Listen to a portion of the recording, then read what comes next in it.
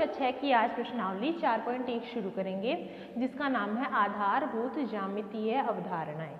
अब ज्यामितीय मतलब हमें अलग अलग तरीके की क्या बनानी है, शेप बनानी है। उसके अंदर हम उसके बारे में पढ़ेंगे, कौन सी शेप का क्या नाम है, किस तरह से बनाई जाती है। सबसे पहले हम रेखाखंड के बारे में पढ़ेंगे कि रेखा, जो कि हम नाम सुनते ही रहते हैं अपने दैनिक जीवन में, आज देखेंगे कि रेखाखंड होता क्या है। एक आप कागज लीजिए, सिंपल कागज, उसे क्या कीजिए, मोड़िए। पहले तो ऐसे 2 पन्नों में मोड़ दीजिए, उसे डबल साइडेड कर दो। फिर उसे वापस खोलोगे तो आप देखोगे कि जैसे ये सीधा कागज था, इसे आपने यहाँ से ऐसे मोड़ दिया आधा, तो आप देखोगे इसके अंदर बीच में एक लाइन सी बन गई है, वो हमारी क्या कहलाती है, रेखाखंड। वैसे ही आप धागा लीजिए, धागा के एक साइड को पकड़िए, दूसरे को कस के ऐसे तानिए, तो वो धागा क्या हो जाएगा, हमारी रेखाखंड बन जाएगी। वैसे ही आप 2 बिंदु लीजिए, ए और बी, इसे नाम दे सकते हैं आप ए और बी। इन दोनों बिंदुओं को मिलाने पर, ऐसे देखो मिलाते हैं हम, ऐसे भी मिला सकते हैं, ऐसे भी मिला सकते हैं और ऐसे सीधा भी मिला सकते हैं। वो हमारी मर्जी है कि हम इन 2 बिंदुओं को कैसे मिलाएंगे। तो हमने ये सारी ही हमारी क्या है, रेखाएं हैं। बस ये जो सीधी बनी है इसे क्या बोलते हैं हम, सरल रेखा। अदरवाइज ये सब भी क्या है, हमारी रेखा है, इसे क्या बोलते हैं हम, सरल रेखा। 2 बिंदुओं को मिलाने वाली सीधी रेखा को क्या कहते हैं हम, सरल रेखा कहते हैं। अब ये तो हमने पढ़ा रेखा के बारे में कि रेखा क्या होती है। अब हम पढ़ेंगे वक्र क्या होते हैं। वक्र, बंद वक्र, खुला वक्र, ये सब पढ़ेंगे।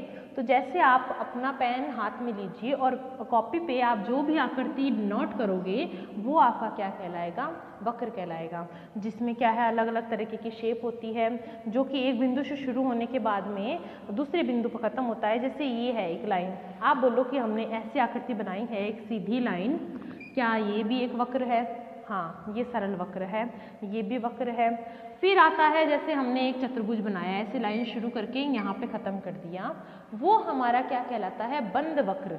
क्योंकि इसे हमने यहाँ से शुरू किया था बनाना और यहीं पे ख़त्म कर दिया और एक तरीके से ये बंद आकृति बन गई है, इसे हम क्या बोलते हैं, बंद वक्र।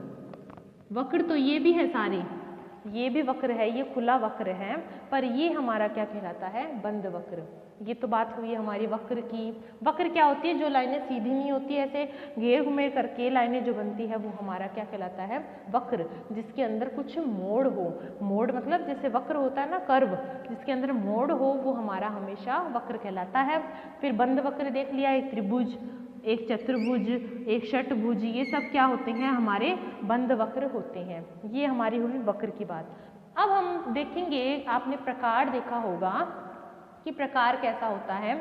उसमें एक हिस्सा नुकीला सुई जैसा होता है, उसमें हम दूसरे सिरे में क्या डालते हैं, पेंसिल डालते हैं, ऐसे तरीके का होता है। ये तो है हमारा नुकीला सिरा प्रकार का। फिर इसमें हम क्या डालते हैं, यहाँ पे पेंसिल डालते हैं। तो ये हमारा प्रकार का कौन सा सिरा कहलाता है, नुकीला सिरा। आपको ये ध्यान होगा, पर फिर भी हम इनके नाम एक तरीके से पढ़ते हैं, कौन सा नुकीला सिरा है, कौन सा बिना नुकीला सिरा है। ये हमारा नुकीला सिरा और है ये भी नुकीला सिरा, पर ये है पेंसिल का नुकीला सिरा। इसमें हम जो पेंसिल डालेंगे तो ये है हमारा पेंसिल का नुकीला सिरा। ठीक है, अब हम इससे आकृतियाँ बनाने देखेंगे बाद में कि कैसे आकृतियाँ बनती हैं। उससे पहले हम थोड़ा वापस से थ्योरी पढ़ लेते हैं। अब हम जो नेक्स्ट देखेंगे वो हम क्या करते हैं, 4.1 प्रश्नावली शुरू करते हैं। उसका ये पहला क्वेश्चन है, क्वेश्चन डेड इजी है, पर फिर भी एक तरीके से हमें कंप्लीट करनी है तो हम इसे पढ़ेंगे। अब इसमें बोला है कि एक आकृति बना के दे रखी है आपको, DEOBC, ये इसके 5 बिंदु हैं। अब हमें जो क्वेश्चन पूछा है उसे आपको डिनोट करना है।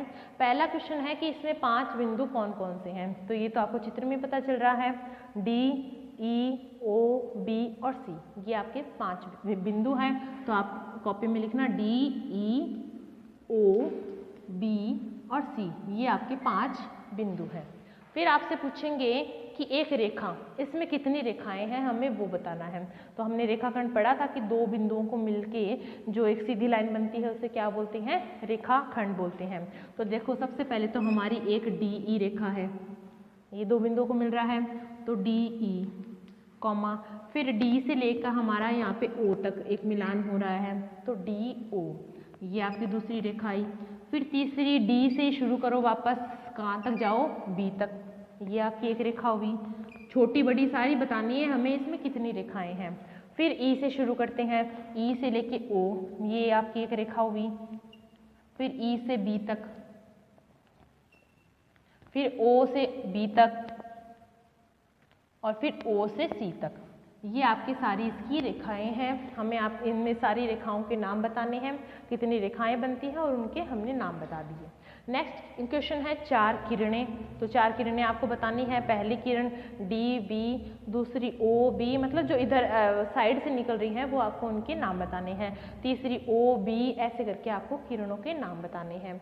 फिर चौथा है 5 रेखाखंड। तो इसी में से कोई भी 5 लाइनें आप इसमें से चूज कर लो अपने मन की, और वो हमारी क्या कहलाएगी, रेखाखंड।